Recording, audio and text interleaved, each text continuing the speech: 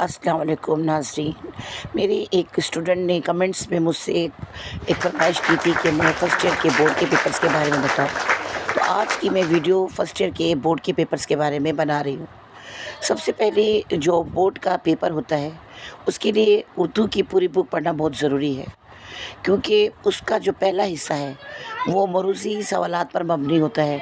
Objective type questions होते हैं और वो 20 होते हैं, और ये पहला हिस्सा होता है। और ये आपको कहीं से भी आ सकते हैं, यानी ये जो आपके कॉलेज की उर्दू की ग्रामर है, ये जो आपकी किताब के अंदर छुपे हुए नुकात हैं, तो आपकी शायरी है, आपकी नज़में हैं, इनमें से किसी पर भी ये मरूज़ी सवाल बना लेते हैं। तो पहला जो हिस्सा है वो मरूज़ी सवालात ऑब्जेक्टिव टाइप क्वेश्चन पर मबनी होता है। अब आते हैं सेक्शन बी की तरफ। सेक्शन बी में क्वेश्चन आंसर होते हैं। ये